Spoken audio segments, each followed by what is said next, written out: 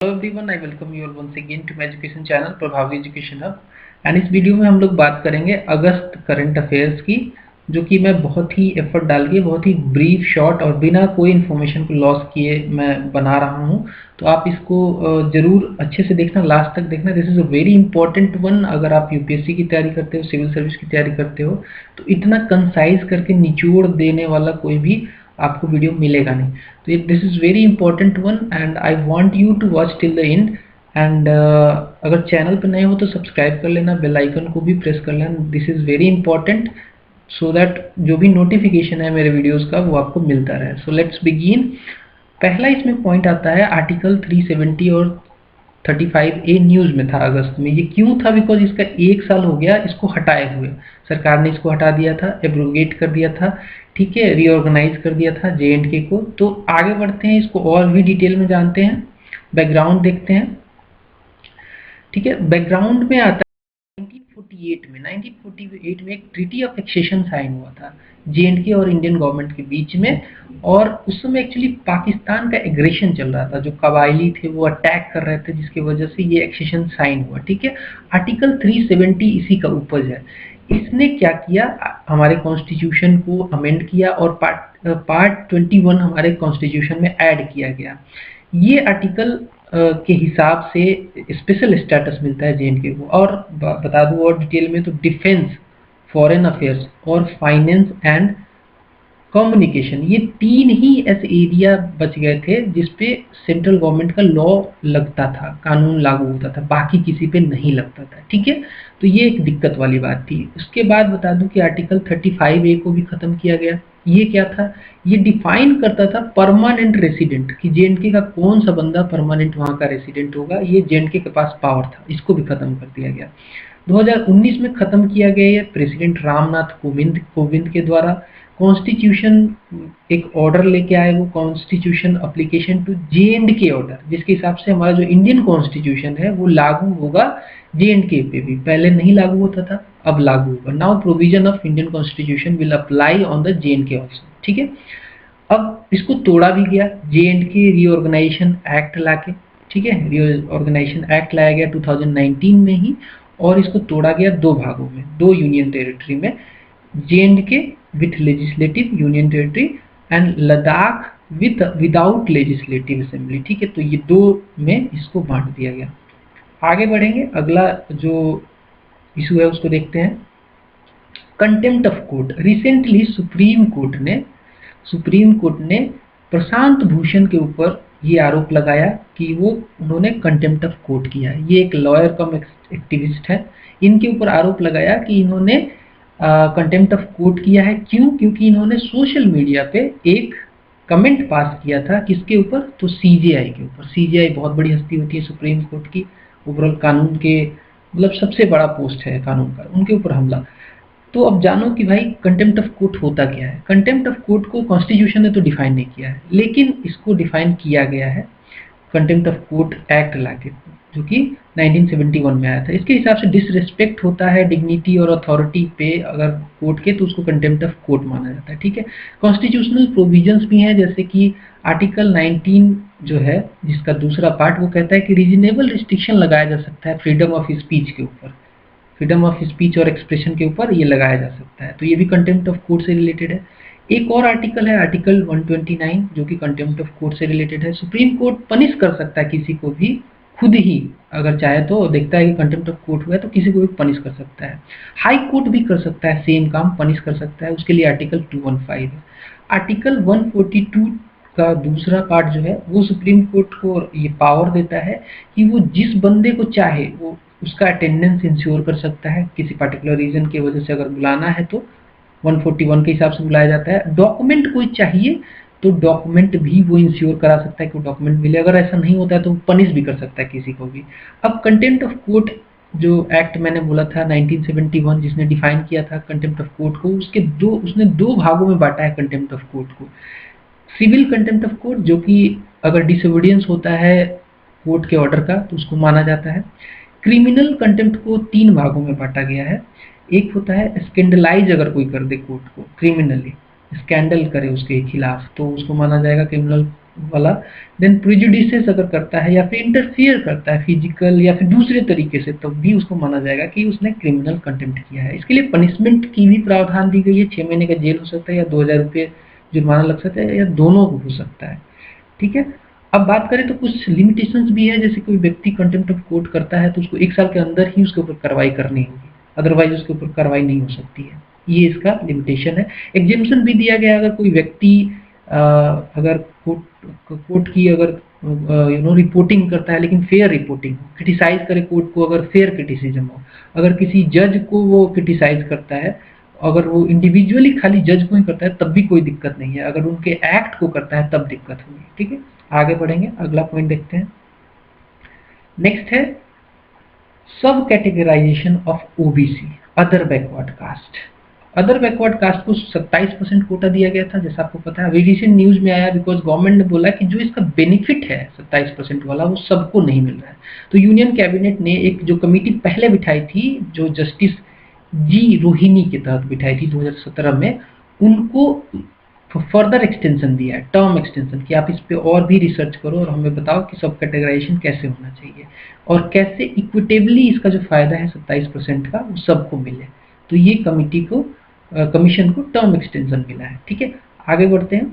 Article 340 भी यही कहता है कि एक कमीशन बना के और इनको फायदा देना चाहिए ओबीसी को। तो कोटा वाला जो सिस्टम आया था उसके लिए मंडल कमीशन जिम्मेदार है। 1979 में इनको टास्क दिया गया था। ठीक है, इन्होंने अपना 1980 में रिपोर्ट दिया और फाइनली इनकी रिपोर्ट को एक्सेप्ट किया गवर्नमेंट ने 1992 में, जब इन्होंने 27% का कोटा गवर्नमेंट जॉब में दे दिया। लेकिन 2006 तक वेट करना पड़ा एजुकेशन में ये कोटा देने के लिए। एजुकेशन में फाइनली 2006 में ये कोटा दे दिया गया, बट बेनिफिट जो है वो देखा जा रहा है रिसेंटली कि वो अभी भी वीकर शिक्षण तक नहीं पहुंच रही है। जो उसमें ओबीसी में भी जो ज़्यादा पिछड़े हैं उनको नहीं मिल रहा है। जैसे कि ज़्यादा पिछड़े वालों में एक्सट्रीमली बैकवर्ड्स या फिर most more backward than other backwards. ठीक है, तो ये कंपैरेटिव वे में देखा जाए तो इन लोगों को ज़्यादा फायदा नहीं मिला और 1900 कास्ट ऐसे हैं जिनको ये बेनिफिट बहुत कम मिल रहा है। इसी की वजह से 2015 में NCBC, national commission for backward class ने कैटेगराइज किया इनको 3 कैटेगरी, बोला 3 कैटेगरी में कैटेगराइज करो। पहली कैटेगरी होगी एक्सट्रीमली बैकवर्ड्स, दूसरी मोर बैकवर्ड्स और तीसरी बैकवर्ड क्लासेस। इनको ए बी सी और ग्रुप में बांट दिया है। ग्रुप ए में एक्सट्रीम ईबीसी को, ग्रुप बी में एमबीसी को।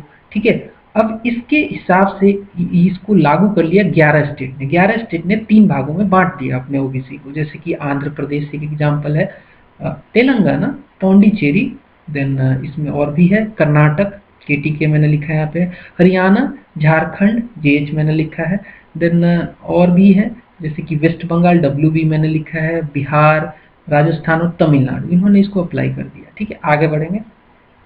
नेक्स्ट आता है इशू जो अगस्त में हुआ, डिमांड किया इस बार अरुणाचल प्रदेश ने कि इसको 6th शेड्यूल में डाल दिया जाए पूरे स्टेट को। Demand for 6th schedule status of Arunachal Pradesh. क्यों ये न्यूज में आया? बिकॉज मैंने बता दिया कि एक रिजोल्यूशन इन्होंने पास किया अरुणाचल प्रदेश में, बोला कि हमें पूरे स्टेट को 6th शेड्यूल में डालो वरना हम लोग हंगामा करेंगे। ठीक है, तो ठीक है भाई। इसके बाद क्या हुआ तो इसका थोड़ा बैकग्राउंड जान लो। ये लोग पहले से डिमांड कर रहे थे, दे वर एक्चुअली आस्किंग सिंस 2004, और उससे पहले भी 2004 में इन्होंने बोला कि जो हमारा मॉन ऑटोनोमस रीजन है उसको 6th शेड्यूल में डालो। 2007 में इन्होंने डिमांड किया जो हमारा पटकाई रीजन है, पटकाई ऑटोनोमस जो काउंसिल है हमारा, उसको भी 6th शेड्यूल में डालो। तो कंटिन्यूसली इन्होंने डिमांड किया, लेकिन गवर्नमेंट ने इनकी एक नहीं सुनी अभी तक और इनको अभी तक पेंडिंग में रखा हुआ है। ठीक है, आगे बढ़ते हैं। हालांकि ये अलग बात है कि मिलना चाहिए नहीं मिलना चाहिए। दे ऑल्सो वांट कि जो इनका आर्टिकल है, आर्टिकल 371H जो है उसको वेव किया जाए कॉन्स्टिट्यूशन में अमेंडमेंट लाके, जो कि बेसिकली आर्टिकल 71H के बारे में बता दूं तो ये गवर्नर को, स्टेट के गवर्नर को स्पेशल पावर देता है कि वो वहाँ पे लॉ एंड ऑर्डर मेंटेन करे, स्पेशल रिस्पॉन्सिबिलिटी दी जाती है लॉ एंड ऑर्डर मेंटेन करने के लिए। ठीक है, और ये नहीं चाहते, ये चाहते कि 371 को H को हटा के 371A जो कि नागालैंड के लिए है स्पेशल प्रोविजन, और 371G जो मिजोरम के लिए है, वैसा ही प्रावधान हमें भी मिले, बिकॉज ये मोर बेनिफिशियल है। इसमें मोर बेनिफिट की बात करें तो जैसे कि प्रोटेक्शन मिलता है कस्टमरी लॉ को, ठीक है, और साथ में लैंड को ट्रांसफर करने का राइट मिलता है ट्राइब्स को। तो ये सारे राइट्स ये भी चाहते हैं, ठीक है, जो कि इनको अभी नहीं मिल रहा है। एनीवे ये डिमांड है। आगे बढ़ते हैं, नेक्स्ट पॉइंट है प्रेजेंटली अगर बात करें तो इनर लाइन परमिट इनको इनके पास है, अरुणाचल प्रदेश के पास, जो कि परमिट करता है। अगर आप जाते हो वहाँ पे रहना चाहते हो तो ये पास आपको बनवाना पड़ेगा, परमिट बनवाना पड़ेगा। ये Bengal eastern frontier regulation act 1873 के तहत ये बनाया गया था, ठीक है। अब कुछ और भी ऑटोनोमस जो डिस्ट्रिक्ट हैं उस रीजन में, नॉर्थ ईस्ट में, उसकी बात कर लेते हैं। तो सबसे पहले देखते हैं असम में। असम में बोडोलैंड, ठीक है, बोडोलैंड, देन करबी रीजन, अंगलोंग, ये सब तीनों डिस्ट्रिक्ट्स हैं इनके ऑटोनोमस डिस्ट्रिक्ट। देन दीमा हसाओ भी असम का ही एक डिस्ट्रिक्ट है जो ऑटोनोमस डिस्ट्रिक्ट कहा जाता है। मेघालय में गारो, खस्सी और जयंतिया, ये तीनों ऑटोनोमस डिस्ट्रिक्ट हैं। मिजोरम में भी कुछ है, चकमा, चकमा और लाई, और एक है मारा, ये तीनों मिजोरम के हैं। तो ये सारे इंपॉर्टेंट पॉइंट्स हो गए यहाँ के। आगे बढ़ते हैं, नेक्स्ट पॉइंट जो है नेशनल एक रिक्रूटमेंट एजेंसी बनाई गई है, नेशनल रिक्रूटमेंट एजेंसी। क्यों खबर में आई? बिकॉज इसको अप्रूवल मिल गया है कैबिनेट, यूनियन कैबिनेट का, ठीक है, यूनियन कैबिनेट का इसको अप्रूवल मिल गया है। इसका पहला प्रपोजल जो था वो यूनियन बजट 2020 में दिया गया था और फाइनली इसको अभी मिल गया है, ठीक है। और ये कंडक्ट करेगा कॉमन एलिजिबिलिटी टेस्ट। ये एक ऐसा टेस्ट है जो कि सारे एग्जाम, मैक्सिमम गवर्नमेंट के नॉन गैजेटेड जो एग्जाम्स है, पोस्ट है, वो एक कॉमन एलिजिबिलिटी टेस्ट के लिए ये नेशनल रिक्रूटमेंट एजेंसी बनाई गई है। अब इसके की फीचर जान लो। की फीचर में सबसे पहला फीचर आता है कि ये एक सोसाइटी होगा, एक सोसाइटी एक्ट के तहत ये रजिस्टर होगा, ठीक है। और ये स्ट्रक्चरल बॉडी होगा जिसमें चेयरमैन टॉप पे बैठेंगे और representative of railway, ministry of railway के रिप्रेजेंटेटिव यहाँ बैठेंगे। रिप्रेजेंटेटिव बैठेंगे यहाँ पे मिनिस्ट्री ऑफ फाइनेंस के भी, साथ में कुछ रिप्रेजेंटेटिव बैठेंगे स्टाफ सिलेक्शन कमीशन के, रिप्रेजेंटेटिव बैठेंगे आरआरबी के भी, रेलवे रिक्रूटमेंट बोर्ड के भी, और रिप्रेजेंटेटिव बैठेंगे इसमें आईबीपीएस के भी, बैंकिंग वाले भी। इनिशियली ये आरआरबी, आईबीपीएस और एसएससी के एग्जाम कंडक्ट कराएगा, जो कि ग्रेजुएट लेवल, 12th लेवल और 10th लेवल के होते हैं। बाद में ये सारे एग्जाम, सब जितने ऑर्गेनाइजेशन है सबके एग्जाम कंडक्ट कराएगा जो नॉन गजेटेड वाले हैं। ये 12 लैंग्वेजेस में एग्जाम कंडक्ट कराएगा, तो बहुत अच्छा सिस्टम है। ये सिस्टम होगा, इसमें जो आपको स्कोर मिलेगा, इसमें स्कोरिंग सिस्टम होगा, वो 3 साल के लिए वैलिडिट होगा और इसके ऊपर आगे आप अप्लाई कर सकते हो। इसके बहुत सारे एडवांटेजेस भी हैं, जैसे कि ये रिप्लेस करेगा मल्टीपल एग्जाम्स को, जो जैसे अलग अलग एग्जाम कंडक्ट कराते थे, आरआरबी अलग, 1000 सेंटर भी होंगे। और साथ में ये रिड्यूस करेगा कॉस्ट ऑफ स्पेंडिंग को भी, जो पर्टिकुलर इंस्टीट्यूशन पहले खर्च करते थे। तो that's all from this video. मैं उम्मीद करता हूँ कि आपको ये पसंद आया होगा। पसंद आया तो लाइक कर देना और शेयर कर देना इस वीडियो को अपने दोस्तों में भी, एंड सब्सक्राइब कर लो इस चैनल को। मिलते हैं अगले वीडियो में, तब तक के लिए नमस्कार दोस्तों, बाय बाय।